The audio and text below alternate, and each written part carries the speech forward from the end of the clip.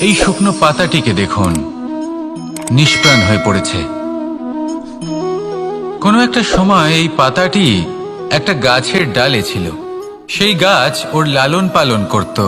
যখন যখন বাতাস বইত, এই পাতায় কম্পন দেখা দিত, মনকে প্রফুল্ল করে তুলত। কোনো একদিন এই পাতা গাছের ডাল থেকে ঝরে পড়ে গেল। নিঃসন্দেহে ও নিজের স্বাধীনতা পেল, কিন্তু আস্তে আস্তে শুকিয়ে গেল, নিষ্প্রাণ হয়ে গেল। দেখুন, আমি এই কথা বলছি না যে স্বাধীনতা অনুচিত, কখনোই না। কিন্তু যে কোনো পরিস্থিতিতে স্বাধীন হতে চাওয়া এটা নিশ্চিতরূপে অনুচিত।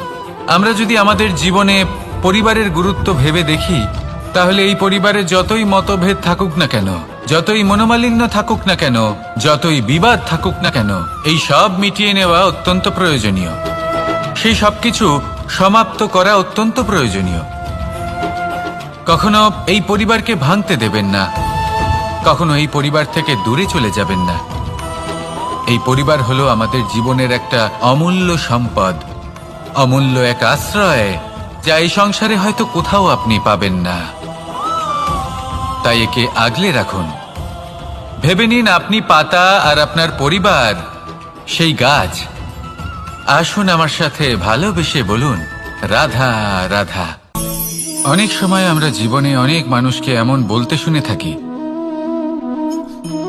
যে আমি অসফল হয়েছি কারণ আমার সময় ভালো যাচ্ছিল না। আমি এই জিনিসটা লাভ করতে চাইছিলাম কিন্তু করতে পারলাম না কারণ আমার সময়টা ভালো যাচ্ছিল না। আমি আমার জীবনে ওই মহান কাজটা করতে চাইছিলাম কিন্তু করতে পারলাম না। কেন? কারণ আমার সময়টা ভালো যাচ্ছিল না। কিন্তু যে মুহূর্তে ভালো সময় আমার জীবনে আসবে, আমি সব কিছু প্রাপ্ত করব। এমন প্রায় প্রত্যেকেই বলেন। আসুন একটা কথা বোঝা যাক। একজন মালিকে দেখুন, সে প্রত্যেক দিন গাছের সেবা করে, তাকে জল দেয়, তার যত্ন আত্তি করে। কেন? প্রত্যেক দিন সেই গাছ ফল দেয় না। সঠিক সময় এলে তবেই সেই গাছ ফল দেয়, কিন্তু প্রত্যেক দিন মালি তার সেবা করে, তাকে যত্ন করে। শুধুমাত্র তখন করে না যখন সেই গাছ ফল দিতে সক্ষম। আর যদি মালি গাছের যত্ন প্রতিদিন না করে, তাহলে হয়তো সেই গাছ ফল দিতেই পারবে না। এটাই হলো আমাদের জন্য একটা শিক্ষা। যখন সময় আমাদের জন্য অপেক্ষা করে না, তখন আপনি সময়ের জন্য কেন অপেক্ষা করছেন? ভালো সময়ের জন্য অপেক্ষা করবেন না। ভালো এবং শুভ কর্ম দ্বারা ভালো সময়কে নিজের কাছে টেনে আনুন। নিরন্তর কর্ম করুন, পরিশ্রম করতে থাকুন। শুভ সময় আপনা থেকেই আপনার কাছে আসবে। আসুন আমার সাথে ভালোবেসে বলুন, রাধা রাধা। একে বালি বলুন, মাটি বলুন বা ধুলো বলুন, এ দিয়ে কত কিছু করা সম্ভব। এ দিয়ে আপনি নিজের বাসস্থান নির্মাণ করতে পারেন, প্রাচীর গড়ে তুলতে পারেন, অট্টালিকা নির্মাণ করতে পারেন। কিন্তু যদি এই বালিকে আপনি মুষ্টিবদ্ধ করে রাখতে চান, তাহলে তা হাত থেকে ফসকে যাবে। আপনি কখনোই একে মুষ্টিবদ্ধ করতে পারবেন না। এরকমই হয় আমাদের জীবন, আর এরকমই হয় সময়। এই মুষ্টিবদ্ধ করা বালির মতো।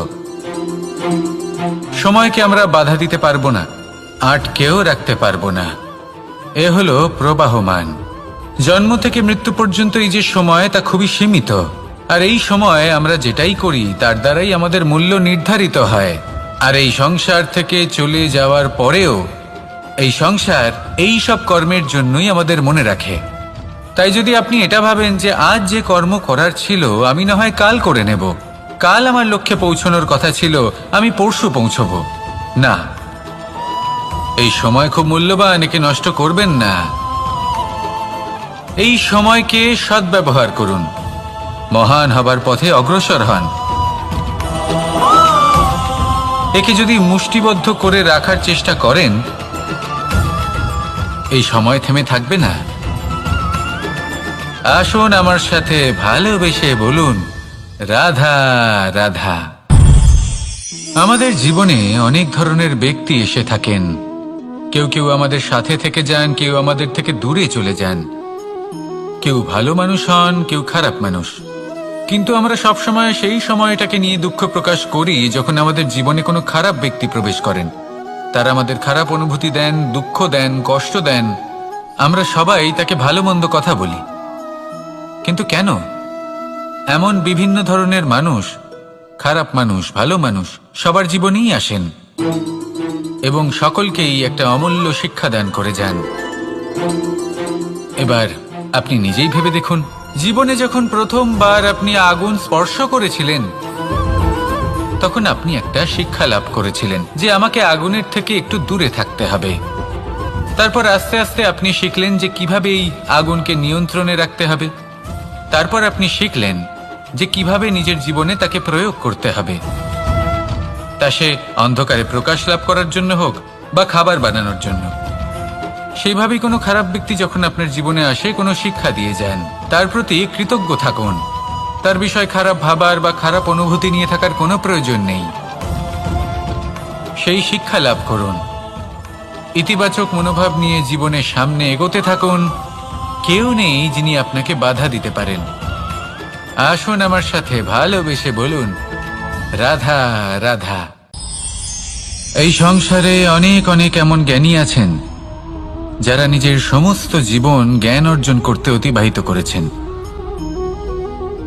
এই সংসারে এমন কোনো বেদ নেই, কোনো পুরাণ নেই, কোনো শাস্ত্র নেই, কোনো ভাষা নেই যা ওনারা জানেন না।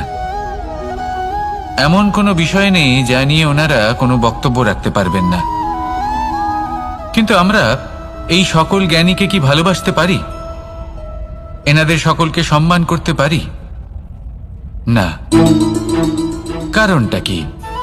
দেখুন, বেদ পড়া একটি আলাদা বিষয়, বেদনা বুঝতে পারা অন্য ব্যাপার। এবং বেদনা বোঝার জন্য, সেই জ্ঞান লাভ করার জন্য আপনাকে মন থেকে করুণা এবং প্রেমের সঠিক অর্থ বুঝতে হবে। সামনের ব্যক্তির বেদনা বুঝতে হবে, তার যন্ত্রণাকে বুঝতে হবে। তারপর যে জ্ঞান আপনি অর্জন করেছেন বেদ থেকে, পুরাণ থেকে, শাস্ত্র থেকে, তা প্রয়োগ করে তার বেদনার নিবারণ করা, সেটা বেশি গুরুত্বপূর্ণ। সেই জন্য জীবনে শুধুমাত্র শাস্ত্র এবং বেদ পড়ে জ্ঞান অর্জন করতে সময় নষ্ট করবেন না। মন থেকে প্রেমের কি অর্থ সেই বিষয়ে জ্ঞান লাভ করার চেষ্টা করুন। করুণাও বুঝতে চেষ্টা করুন। একজন শ্রেষ্ঠ ব্যক্তি হয়ে উঠুন আর আমার সাথে ভালোবেসে বলুন, রাধা রাধা। একটি হাতির শরীরে কত বল থাকতে পারে সেটা আমরা সবাই জানি। একটা প্রহারেই বিশালাকার প্রাচীর ভেঙে পড়তে পারে। কিন্তু সেটা তখন হয় যখন সেই হাতির নিজের শক্তির বিষয়ে কোনো ধারণা থাকে। যদি সেই হাতিকেই বন্দি করে নেওয়া হয়, তাহলে সেই হাতি তার পরাধীন থাকার অভ্যাস হয়ে যায়। এই পরনির্ভরশীলতা আমাদের শরীরকে নয়, আমাদের মনকে বন্দি করে ফেলে। আর তার পরিণাম হলো এটাই যে আমাদের নিজেদের ওপর নিয়ন্ত্রণ থাকেই না। যদি নিজের ওপর নিয়ন্ত্রণ না থাকে, তাহলে নিজেদের প্রকৃত শক্তির সাথে আমরা কিভাবে পরিচিত হব? সেই জন্য এই সংসারের সবথেকে বড় আনন্দ হলো স্বাধীনতা। এই স্বতন্ত্রতাকে আনুন নিজের বিবেচনায়, নিজের চিন্তাভাবনায়, নিজের জীবনে। কারোর কথায় প্রভাবিত হবেন না। নিজের বিবেকবোধ জাগ্রত করুন এবং এগোতে থাকুন। যখন এই বিবেচনা স্বতন্ত্র হবে, তাহলে এই মন, জীবন স্বতন্ত্র হয়ে উঠবে। আর তখনই নিজের আসল শক্তি আপনার সামনে আসবে। আপনার সাহস, আপনার প্রতিভা আপনি জানতে পারবেন। তখনই জীবনে এগোতে পারবেন। তাহলে আসুন আর আমার সাথে ভালোবেসে বলুন, রাধা রাধা। এই সংসারে যে ব্যক্তিই হোক না কেন, প্রত্যেক ব্যক্তির জীবনে সমস্যা অবশ্যই আসে। এমন কিছু মানুষ আছেন, যদি তাদেরকে জিজ্ঞেস করেন যে এমনটা ঠিক কেন হলো, তাহলে পুরো দোষটা তারা নিজেদের পরিস্থিতির ওপর ন্যস্ত করেন। যে আমি তো এমন একটা পরিস্থিতিতে ছিলাম, আমি কিভাবে কিছু করতাম, আমার কাছে আর কোনো বিকল্পই ছিল না। চলুন কথা বলা যাক মহাভারত নিয়ে। ভীষ্ম পিতামহ, ওনাকে জিজ্ঞেস করা হলো, আপনি এরকম প্রতিজ্ঞা কেন করলেন? উনি বললেন যে আমি পরিস্থিতির অধীন হয়ে পড়েছিলাম, সেই জন্য। এই প্রশ্নটাই যখন অর্জুনকে করা হলো তখন অন্য একটি দিক প্রস্ফুটিত হলো। অর্জুন নিজের পরিস্থিতির কারণে জীবনে কখনোই বাধা পড়েননি। তিনি সিদ্ধান্ত নিয়েছিলেন সংঘর্ষ করার, সংসারের নিয়মের বিরুদ্ধাচারণ করার।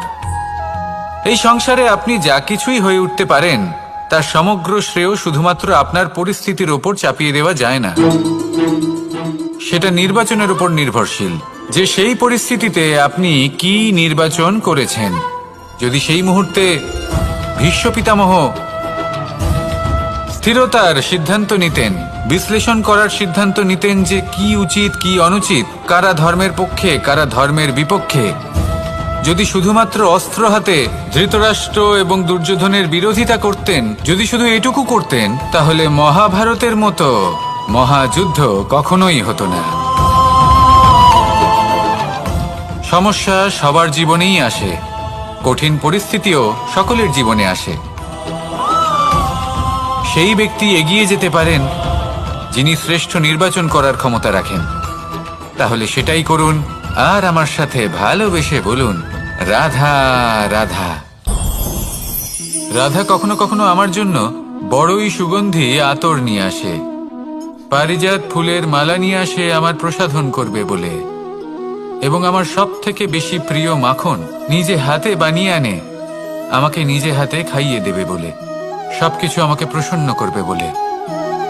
কিন্তু আপনি কখনো ভেবেছেন যে এই আতর কিভাবে বানানো হয়?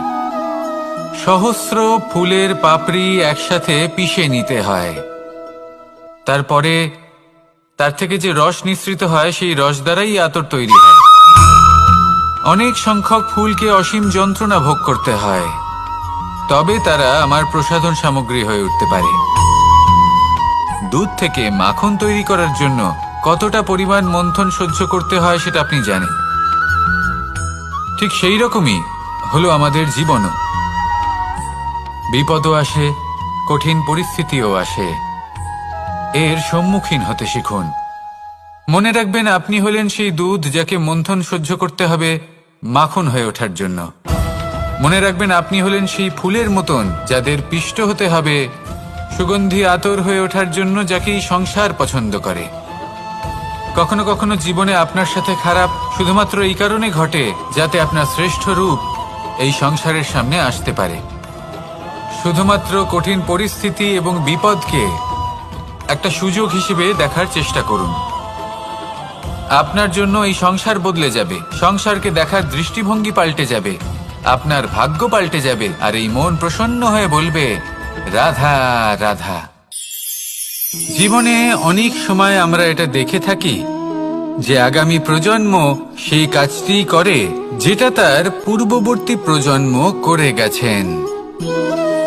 একটা উদাহরণ দিই। তাহলে দেখুন, একদিকে আছে মাতা পিতা যারা আজীবন সংঘর্ষ করেছেন ধন অর্জন করার জন্য, তারপর তারই সন্তান তার সাথেই লড়াই করে তার থেকে সমস্ত সম্পত্তি ছিনিয়ে নিল। তারপরে যত সময় অতিবাহিত হয় সেই সন্তানের সাথেও সেই একই ক্রিয়া ঘটতে থাকে, তার সন্তান তার সমস্ত সম্পত্তি ছিনিয়ে নেয়। তাহলে এমন কি সঞ্চয় করবেন যা পরবর্তী প্রজন্মকে দিয়ে যেতে পারেন সেই বিষয়ে ভাবুন। ভেবে দেখুন, এই যে ধন সঞ্চয় আপনি করছেন এর আসলে লাভ কি? অবশ্যই আবশ্যক, কিন্তু এটাই কি শুধু সবথেকে গুরুত্বপূর্ণ বিষয় যেখানে আপনি জানেন যে আপনি এই সম্পত্তি ভোগ করতে পারবেন না, কারণ এই সমস্ত সম্পত্তি আপনাকে পরবর্তী প্রজন্মের হাতে সঁপে দিতে হবে। তাহলে ধন সঞ্চয় করুন, কিন্তু এমন একটা সম্পত্তি কেন সঞ্চয় করা উচিত নয় যার উপভোগও আপনি করতে পারবেন, পরবর্তী প্রজন্মকেও দিয়ে যেতে পারবেন, আর মতভেদও হবে না। এমন সম্পত্তি আছে, আর এই সম্পত্তি হলো প্রেম। যদি আপনার মনে কোনো কিছু সঞ্চয় করার বাসনা জেগে ওঠে তাহলে প্রেম সঞ্চয় করুন। সেটা পরবর্তী প্রজন্মও পাবে এবং সেই প্রজন্ম ভবিষ্যতে ভালোবাসা ছড়াতে থাকবে, আর তখন এই মন সুপ্রসন্ন হয়ে বলবে, রাধা রাধা। অনেক সময় মানুষ অতীতকে দেখেন আর তখন অহংবোধে পরিপূর্ণ হয়ে ওঠেন। কখনো বর্তমানের দিকে তাকান ভবিষ্যতের দিকে তাকান আর পরিতৃপ্তিতে ভরে ওঠেন। কেন বুঝতে পারেন না একটা সহজ কথা? এই যে সৃষ্টি, এই সৃষ্টি হলো একটা বড় চক্র, যা বারংবার আপনার কাছে ফিরে আসবেই। কঠিন থেকে কঠিনতর পরীক্ষায় আপনাকে নিযুক্ত করবে, যাতে আপনাকে উত্তীর্ণ হতেই হবে। যা কাল ছিল তা আজ নেই, এটা সবাই জানেন। যা আজ আছে তা হয়তো কাল থাকবে না, এটাও আপনাকে মেনে নিতে হবে, তাও আবার হাসি মুখে। শান্ত থাকতে শিখুন, আর কখনোই মনের মধ্যে অহংকার উৎপন্ন হতে দেবেন না। হতে শিখুন সেই হিমবাহের মতো। হয়তো এই জন্যই এত শীতল থাকে, কারণ ও জানে গতকালও জল রূপে ছিল, আজ বরফ রূপে হয়তো আছে, কিন্তু কাল পুনরায় সে জলেই পরিণত হবে। নিজেকে শান্ত রাখুন। হয়তো আজ আপনি সাফল্যের শিখরে আছেন, হয়তো বা নেই। আপনাকে প্রত্যেক দিন অবশ্যই দেখতে হবে। শুধু নিরন্তর প্রচেষ্টা করতে থাকুন, প্রত্যেক পরিস্থিতির জন্য তৈরি থাকুন, আর একে ভারসাম্যে রাখতে শিখুন। আপনার কাল হোক, আজ হোক বা আগামীকাল, আপনার ভালো দিন হোক বা খারাপ দিন, সব পবিত্র হয়ে যাবে। তাহলে আসুন আর আমার সাথে ভালোবেসে বলুন, রাধা রাধা।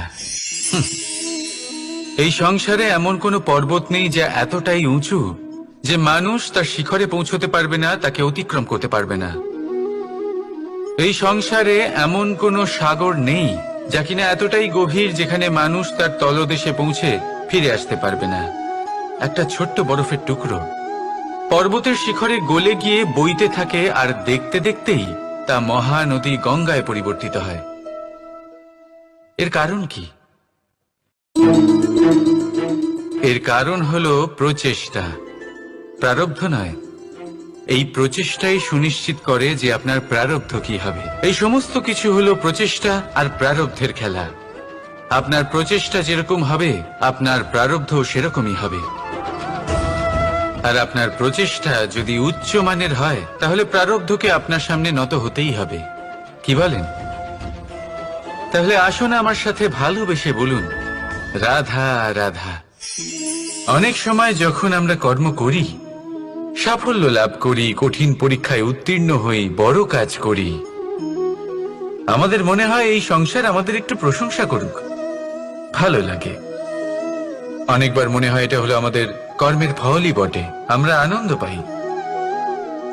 কিন্তু যখন আমরা এই প্রশংসা পাই না, তখন কি হয়? আমরা দুঃখী হয়ে যাই, ভেঙে পড়ি।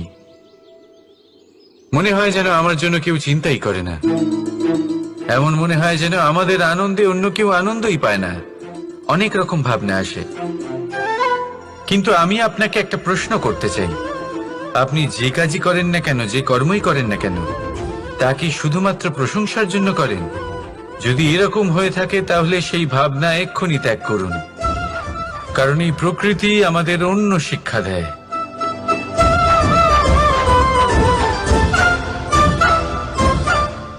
এই ফুলকে দেখুন, এই যে ফুলের সুবাস, যা আমার মনকে উচ্ছ্বসিত করে তোলে, মনে শক্তির সঞ্চার করে, এই সুগন্ধ।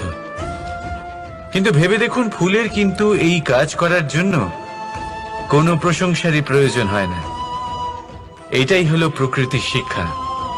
যিনি সৎ হন, সৎকর্ম করেন, তার কোনো প্রশংসার প্রয়োজন হয় না, কারণ ওনার কর্মই হলো ওনার সুবাস।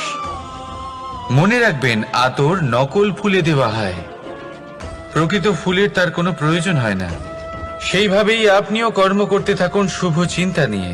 এই মনকে সব সময় শান্ত রাখুন, স্বচ্ছ রাখুন। যদি এরকম করেন, তাহলে আপনার কর্ম এমন সুবাস ছড়াবে যে আপনার জীবনে শুধু এবং শুধুমাত্র আনন্দই থাকবে। তাহলে এই আনন্দ সহকারে বলুন, রাধা রাধা। জীবন, এই জীবন আসলে কি?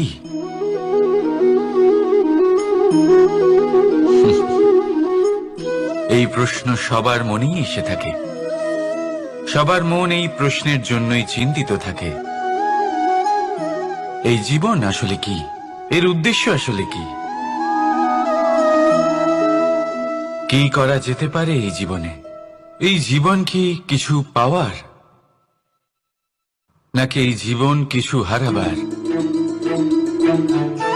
এই জীবন কি আসলে সেটাই যেখানে আমাদের পরমাত্মার খোঁজ করা উচিত, নাকি আমাদের ধাবিত করা উচিত নিজেদের স্বপ্নের লক্ষ্যে? এই জীবন আসলে কি? এই জীবন আসলে অত্যন্ত সরল। এ হলো শান্ত জলের মতো, একটা আয়নার মতো এই জীবন। এই জীবন আসলে ঠিক যেন এক আয়নার মতো। আয়না কি করে? আপনাকে সেটাই দেখায় যা আপনি করে থাকেন। আপনি হাসি মুখে আয়নার দিকে তাকান, আয়না আপনাকে আপনারই মুখ দেখাবে সেই হাসি সমেত। আপনি রেগে গিয়ে আয়নার দিকে তাকান, আয়না আপনাকে সেটাই দেখাবে। আপনি প্রসন্নভাবে হেসে আয়নার দিকে তাকালে আয়না আপনাকে সেটাই দেখাবে। এটাই হলো জীবন, একটা আয়নার মতো। আপনি এটা ভাববেন না যে এই জীবন আপনাকে কি দিয়েছে, বরং এটা ভেবে দেখুন যে আপনি এই জীবনকে কি প্রদান করেছেন। যদি আপনি এই জীবনকে সুখ প্রদান করেন, আনন্দ দিতে পারেন, ভালোবাসা দিতে পারেন, তাহলে এই জীবনও আপনাকে সুখ, আনন্দ আর ভালোবাসাই দেবে। তাহলে আসুন এই সুখ, আনন্দ আর ভালোবাসা দিয়ে বলুন, রাধা রাধা। সংসারে অনেক সময় এরকম হয় যে আমরা খুব সমস্যায় থাকি, খুব বিপদের মধ্যে থাকি। আর সেই সমস্ত মানুষ যারা আমাদের কাছের মানুষ, আমাদের আপনজন, তারা আমাদের ত্যাগ করে চলে যান। আমরা এই সময় দুঃখ পাই, নিরাশ হয়ে পড়ি এবং একা একাই সেই সমস্যাকেও কাটিয়ে উঠি। এবার পরিস্থিতি যেমন খুশি হোক না কেন, সেই সব মানুষ যারা এমন সময় আপনাকে ত্যাগ করেছেন, তাদের প্রতি ক্রুদ্ধ হওয়া, অভিমান করা, এটা অনুচিত। আমি বলবো তাদের প্রতি কৃতজ্ঞ থাকুন।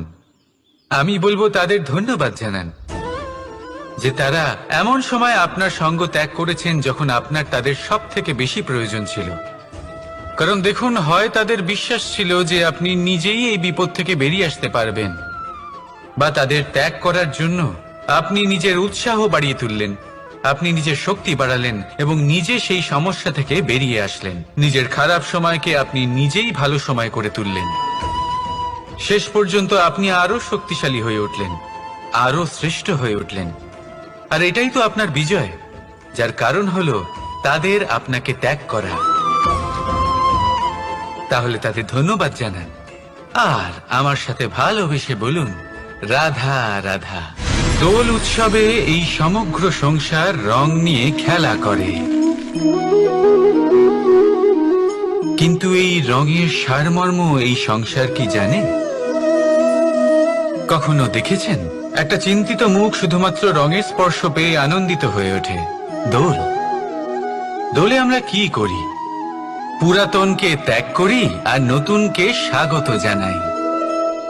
শিশিরকে বিদায় জানিয়ে এক সুন্দর, এক নতুন ঋতুকে আগমন জানাই। দুশ্চিন্তা দূর করে আসার নতুন রঙে রঙিন হয়ে ওঠা, নিজেকে আনন্দিত করা, এটাই তো হলো দোল। এবার দোলের একটা ব্যাপার আছে, দুটো রঙে একসাথে রঙিন হওয়া যায় না। একটা রং উঠলে তবেই আরেকটা রং লাগা সম্ভব। আরো একটা প্রশ্নও রয়েছে, কোন রংকে তুলে দিয়ে কোন রং মাখানো যেতে পারে? যদি আপনাকে উদাহরণ দিই, লোভের এই রং, তা যতক্ষণ লেগে থাকবে আনন্দের রং লাগতে পারবে না। যা হয়েছিল দ্বারকাবাসী এবং সামন্তক মণির মধ্যে। ভ্রান্তির রং যতক্ষণ লেগে থাকবে সত্যের রং লাগতে পারবে না, যা হয়েছে রুক্মিণীর সাথে। আর হিংসার এই রং যতক্ষণ লেগে থাকবে প্রেমের রং ততক্ষণ লাগতেই পারবে না, যা হয় আপনার আমার সবার সাথে। তাহলে আসুন একসাথে মিলে দোল পালন করি এবং সবকিছুর উপরে বিজয় লাভ করি। অন্ধকারের স্থানে আলোর, ভ্রান্তির স্থানে সত্যের, হিংসার স্থানে প্রেমের, আর লোভের স্থানে আনন্দের এই সুন্দর রং মাখাই। শত্রুতা, ঘৃণা, হিংসা এই সব কিছু ত্যাগ করি আর সকলের সখা হয়ে উঠি, আর ভালোবেসে বলি শুভ দোল। হ্যাঁ, ওটা তো আমরা অবশ্যই বলবো, রাধা রাধা। আমাদের মনে সবসময় একটা প্রশ্ন এসেই থাকে, এই জীবন যা কিনা ঈশ্বর আমাদের দিয়েছেন, একটা জীবন। ঈশ্বর এক আত্মা দিয়েছেন পৃথিবীতে বাঁচার জন্য। যতদূর আমরা জানি আমাদের কাছে একটাই জীবন রয়েছে। আমরা ভাবি এই জীবন গুছিয়ে কিভাবে রাখা যায়। প্রত্যেক মানুষ ভাবেন যে আমি কি করি যাতে এই জীবনকে গুছিয়ে রাখা যায়, কিরকম কর্ম করব, কিরকম পুণ্য করব, কি ধরনের শাস্ত্র পড়ব যাতে আমি সেই জ্ঞান অর্জন করি যাতে জীবনটা সুন্দর করে তুলতে পারি। আমাদের সমগ্র জীবন কেটে যায় এই প্রশ্নের উত্তর খুঁজতে, সেই শাস্ত্র অধ্যয়ন করতে। এমন অনেক মানুষ তাও বুঝতে পারেন না। আসুন আজ আমি আপনাকে একটা সহজ কথা বলি, যার দ্বারা আপনি নিজের জীবন সুন্দর করবেন। জীবন, জিহ্বা, এদের দুজনেরই হলো একটাই রাশি। জিহ্বা অর্থাৎ আপনার কথা, এই কথাকে সংযত রাখুন, একে সুন্দর করে তুলুন, মধুর কথা বলুন, যতটা সম্ভব একে নিয়ন্ত্রণে রাখুন। আপনার জীবন সুন্দর হয়ে উঠবে। কারণ এই শব্দ হয় অত্যন্ত শক্তিশালী। এটা হলো এমন এক বন্ধন যা আপনার সামনের মানুষকে আপনার ব্যক্তিত্বের সাথে জুড়ে দিতে পারে। তাই এই শব্দ সংযত রাখুন, একে সুন্দর করে তুলুন। আপনার জীবন আপনা থেকেই সুন্দর হয়ে উঠবে। আর আসুন এই মধুর সুন্দর অনুভূতি দিয়ে বলুন, রাধা রাধা। এই জীবন আসলে কি? এ হলো জন্ম থেকে মৃত্যু পর্যন্ত এই সময়। কিছু মানুষ এটা বলে থাকেন যে এই যে নিঃশ্বাস নিচ্ছি, এই হলো জীবন। আর প্রত্যেক ব্যক্তি, প্রত্যেক প্রাণী, তাদের নিঃশ্বাস নির্ধারিত থাকে, নির্দিষ্ট হয়ে থাকে। তাকে সেই নির্ধারিত নিঃশ্বাস নিতেই হয়, তারপর তিনি মৃত্যু লাভ করেন। কিন্তু এটা কি সত্যি? সত্যি কি মনুষ্য জীবন এই নিঃশ্বাসের উপর নির্ধারিত থাকে? এই নিঃশ্বাসের গণনাই কি মনুষ্য জীবনের অস্তিত্ব? কখনোই নয়। মনুষ্য জীবন শুধু কিছু নিঃশ্বাস নয় যা একদিন থেমে যাবে। মনুষ্য জীবন হলো সেই নিঃশ্বাসের মধ্যেকার সেই সময় যা দেখে অন্য কারোর নিঃশ্বাস স্তব্ধ হয়ে যেতে পারে। সেই মুহূর্ত যেখানে মানুষ আপনার মধ্যে সেই প্রেম দেখতে পারে, আপনার সাহস দেখতে পারে, আপনার শক্তি দেখতে পারে, আপনার চেষ্টা দেখতে পারে, আপনার পরিশ্রম দেখতে পারে, অন্যায় আর দুর্নীতির বিরুদ্ধে আপনার যুদ্ধ দেখতে পারে। জীবনে গুরুত্বপূর্ণ সেই মুহূর্ত, সেই সময় যেটা আপনি বেঁচে আছেন। সেই সময়ে আপনি এই সংসারের অন্য ব্যক্তিদের জীবন বাঁচার একটা দিশা দেখাতে পারেন, একটা প্রেরণা যোগাতে পারেন, শক্তি দিতে পারেন, আশা দিতে পারেন। তাই জীবনে এটাই করুন, এমন একটা জীবন যাপন করুন যা অন্যের জন্য আদর্শ হয়ে থাকে। এটাই করুন আর আমার সাথে ভালোবেসে বলুন, রাধা রাধা। আমরা সবাই নিজেকে স্বচ্ছ রাখতে চাই, শুদ্ধ রাখতে চাই, পবিত্র রাখতে চাই। আর দেখতে গেলে এটা হলো আমাদের কর্তব্যও বটে। এবার এটার জন্য আমরা কি না করি। যখনই আমরা সকালে উঠি তখন উঠেই আমরা দাঁত মাজি। দিনে যখনই আমরা সময় পাই কিছু সুগন্ধি খাদ্য খাবার চেষ্টা করি যাতে আমাদের মুখ থেকে দুর্গন্ধ না আসে, বরং সুগন্ধ আসে। এই পা দুটো আমরা শুদ্ধ রাখার জন্য, পবিত্র রাখার জন্য যখনই আমরা বাড়ির বাইরে যাই পাদুকা পায়ে দিয়ে যাই, আর যখন ফিরে আসি আমরা জল দিয়ে পা ধুয়ে নিই। মনে রাখবেন, সেই ব্যক্তির মুখ হলো সব থেকে বেশি পবিত্র যে মুখ দিয়ে ঈশ্বরের নাম নেওয়া হয়। যার বাণী হলো অত্যন্ত শুভ, যা মানুষের পথ প্রদর্শন করে, যা মানুষকে শান্তি দেয়। যদি এই হৃদয়কে আপনি পবিত্র করতে চান, তাহলে মানবতাকে বুঝতে হবে, মানুষের দুঃখগুলিকে বুঝতে হবে, তবেই এই হৃদয় পবিত্র হবে। এই পা দুটো যদি আপনি পবিত্র করতে চান, তাহলে কোনো তীর্থস্থানে যান। ওখানে হয়তো আপনি জানেনও না যে কতজন সৎপুরুষ, কতজন মহাপুরুষ এসেছেন। তাদের চরণের ধুলো সেখানে পড়েছে, যা আপনার চরণ শুদ্ধ করে তুলতে পারে। যদি এই হাতগুলি আপনি পবিত্র করতে চান, তাহলে এই হাত দিয়ে শুভ কর্ম করুন, দান করতে শিখুন। আর যদি এই আত্মা আপনি পবিত্র করতে চান, একটাই বিকল্প আছে, প্রেম, শুদ্ধ নিঃস্বার্থ প্রেম। এই প্রেম বিতরণ করতে থাকুন, আপনি শুদ্ধ থাকবেন, পবিত্র থাকবেন। আসুন আমার সাথে ভালোবেসে বলুন, রাধা রাধা। কখনো এটা ভেবে দেখেছেন, কোনো বিশেষ স্থানে বা বিশেষ পরিস্থিতিতে সবথেকে বেশি গুরুত্বপূর্ণ কি হতে পারে? যদি শরীরের কথা বলি, তাহলে সবথেকে বেশি গুরুত্বপূর্ণ হলো মস্তিষ্ক আর মন। যদি ব্যবসার কথা বলি, তাহলে সবথেকে গুরুত্বপূর্ণ হলো ধন। রাজ্যের বিষয়ে কথা বললে সবথেকে গুরুত্বপূর্ণ হলো রাজা। আর সমাজের কথা যদি বলি, তাহলে সবথেকে গুরুত্বপূর্ণ হলো আমাদের গুরু। এবার এই সব গুরুত্বপূর্ণ এই কারণ এদের হাতেই সব থাকে। দেখুন, হয় এরা আমাদের উত্থানের পথে নিয়ে যেতে পারে, অথবা আমাদের পতনের দিকে নিয়ে যেতে পারে। এবার যদি কোনো অসামান্য রাজা হন, যিনি কিনা সত্যবাদী, যিনি একজন ভালো রাজা, তাহলে তিনি সেই দেশকে, সেই রাজ্যকে বিকাশের পথে নিয়ে যাবেন, আর নয়তো অন্ধকারের পথে নিয়ে যাবেন। যদি এবার গুরুর কথা বলা হয়, তাহলে জেনে রাখুন, গুরু যদি শ্রেষ্ঠ হন, তাহলে সংস্কৃতির সর্বশ্রেষ্ঠ স্তরে উনি এই সমাজকে নিয়ে যাবেন। যদি গুরু পাখণ্ডী হন, লোভী হন, লালসাগ্রস্ত হন, তাহলে এই সমাজেও এই পাখণ্ডতা, এই লোভ, এই লালসাই প্রকাশিত হবে। ঠিক এইভাবে এই জীবনে, মানুষের জীবনে প্রেমেরও এক গুরুত্বপূর্ণ স্থান রয়েছে। যদি মানুষের মনে প্রেম থাকে, তাহলে ধরে নিন সে জীবিত রয়েছে, আর যদি না থাকে, তাহলে সে মৃতই প্রায়। যদি রাধা কৃষ্ণের বিষয়ে কথা বলি, বলবো কৃষ্ণের জীবনে যদি রাধা থাকে, তাহলেই কৃষ্ণ হলো কৃষ্ণ। আর যদি রাধা না থাকে, তাহলে কৃষ্ণ হলো যে কোনো পশুরই সমান।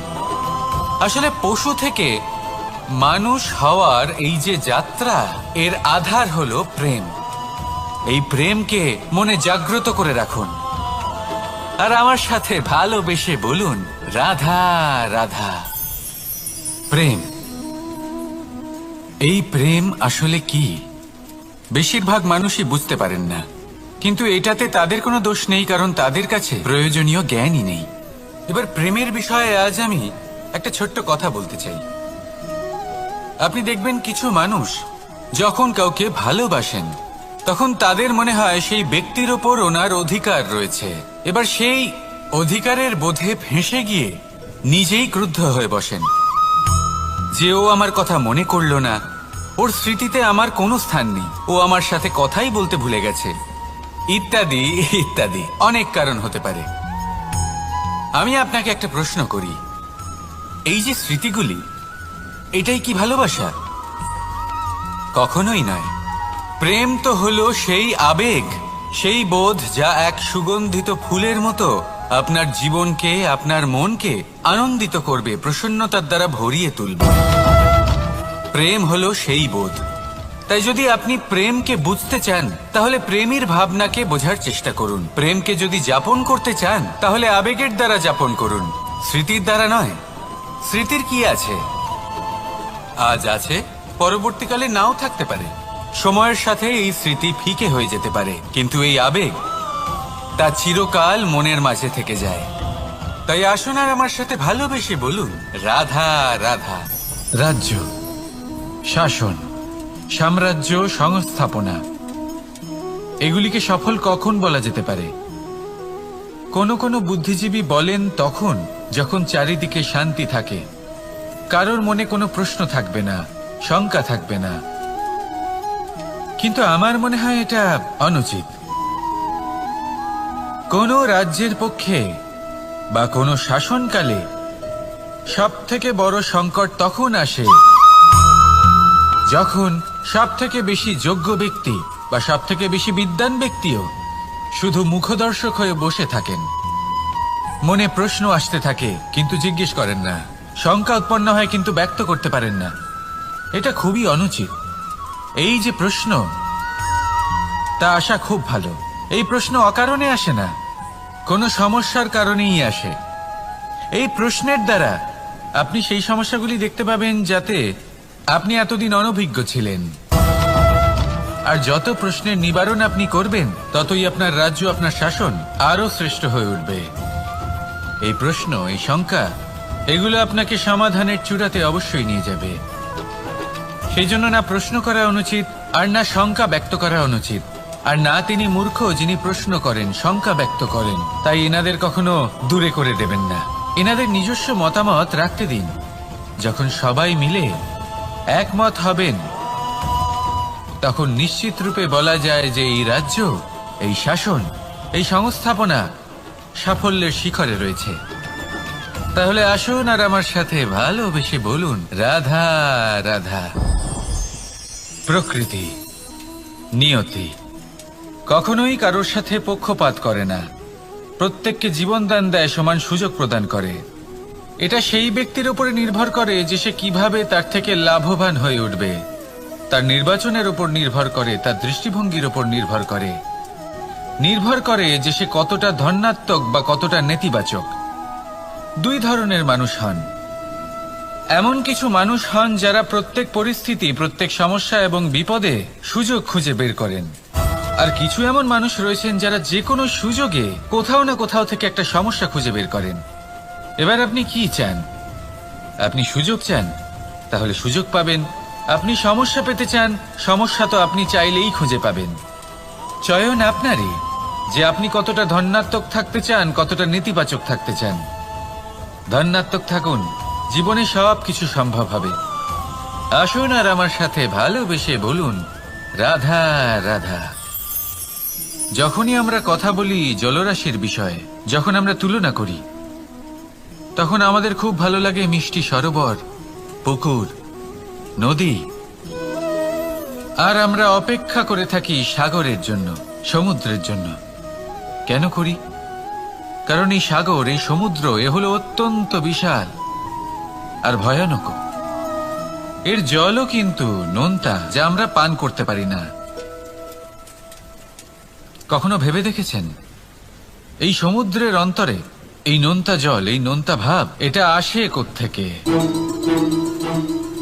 এই যে সমুদ্র, যে প্রবাহমান নদীর থেকে যে খনিজ নির্গত হয়, তার ভান্ডার হলো এটা। সেই খনিজকে নিজের অন্তরে গ্রহণ করে, সেই নোনতা ভাব নিজের মধ্যে সমাহিত করে, আর তারপর সেই নোনতা জল বাষ্পে পরিণত হয়ে ওপরে উঠে যায়, যা মেঘ হয়ে আপনার ওপর মিষ্টি বৃষ্টি হয়ে ঝরে পড়ে। এ হলো সমুদ্রের ত্যাগ, যার জন্য আপনি মিষ্টি জল পান করতে পারছেন, সে নদী থেকেই হোক বা সরোবর থেকে। সেই জন্যই হয়তো সাগর হলো এত মহান, হয়তো সেই জন্যই রত্ন সাগরে পাওয়া যায়। তাই মনে রাখবেন, ক্ষমতা তারই হয় যে ত্যাগ করতে জানে, কোনো বিষকে নিজের মধ্যে ধারণ করে নিতে জানে। তাহলে আপনিও এটাই করুন, এতটাই শক্তিশালী হয়ে উঠুন, আর আমার সাথে ভালোবেসে বলুন, রাধা রাধা। বৃষ্টির ফোঁটা কত ছোট, কিন্তু সাগর কত বড়। হিমখণ্ড কত ছোট, হিমালয় কত বড়। কত পার্থক্য আছে দেখুন। দশরথ পুত্র রাম আর শ্রীরাম, দেখুন একটা ফোঁটা একসাথে মিলিত হয়ে তখন এই বিশাল সাগর তৈরি হয়। সকল হিমখণ্ড যখন একসাথে মিলিত হয় তখন এই বিশাল মহান হিমালয় গঠিত হয়। সেইভাবেই একটা ছোট্ট বনবাস দিয়ে শুরু হয়েছিল একটা যাত্রা, রাম থেকে শ্রীরাম হবার পথে, মর্যাদা পুরুষোত্তম হবার জন্য। কিন্তু এর থেকে আপনি কি শিখলেন?